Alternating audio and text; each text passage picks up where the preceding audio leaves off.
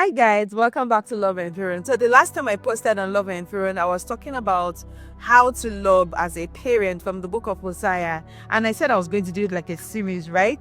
So today I want to share about love by love, and this is from the book of Hosea chapter 3. Now, something very interesting happened in that particular chapter when I was reading it, and it's that when the chapter started, Hosea said, "The Lord told me, go and love your wife." And when I read it, I'm like, God commanding a man to go and love his wife. And remember that Hosea married a prostitute, so the wife was unfaithful.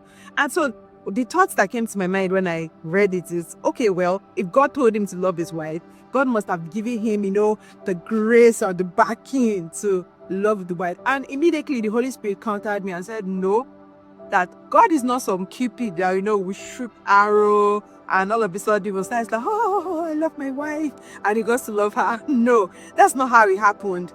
When God gave the commandment of love, it's not lust, it's not infatuation, it is love. And the Holy Spirit was showing me that love is an intentional act of showing someone undeserved kindness or affection. So yes, the person doesn't deserve it, but you are putting yourself under that pressure to get that love done or to express that love to someone. And the perfect image was really Hosea and his wife. The wife was unfaithful. After having like 3 children for him, she went back to prostitution, and God says, hey, Hosea, go and love your wife. It costed Hosea, and let me tell you how it costed him. That same Hosea chapter 3 showed us that Hosea had to pay some certain amount of money, I think 15 shekels or something. I'll put it in the video. So he had to pay the amount of money. So the thing is, while Hosea was from a humble background, he didn't have the amount of money to redeem his wife back. He had to pay in money 15 shekels, and the balance he had to cover it up in grains. Now, I went to do the conversion of that grains back then in recent time. Guys, that was bags of rice. Hey, God, bags of, do you know what bag of rice is now? And this is what it costed Hosea to redeem his wife.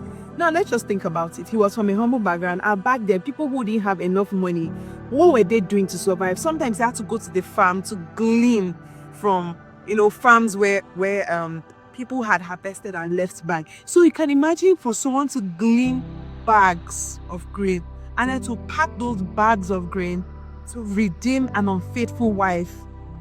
Wow. And now see something very interesting. Hosea also means Joshua, and somehow is the same root word as the name Jesus. So what's this trying to say is that Hosea was a type of Jesus, and even as Judas betrayed Jesus with same money, Hosea redeemed his wife with that same amount of money, just the same way Jesus redeemed all of us with his blood. And so let me tell you something. In John 3:16, when God said, for God so loved the world that he gave, the world didn't deserve that love. The world didn't even ask for that love, but he gave it willingly and freely, knowing that, see, these people are damned. They need the love. And so I'm pouring myself out. Literally, he poured his blood out. He poured himself out to redeem us. And this is what it means to love. So husbands, wives, this is what it means to truly love your spouse. They might not deserve it. Trust me. Spouses can be very annoying sometimes. Sometimes they're like, but that's what God means when he says, one love. Next week from more. Please to share our love from the book of Hosea. All right, thank you. And we'll get a love and turn. Thank you. Bye.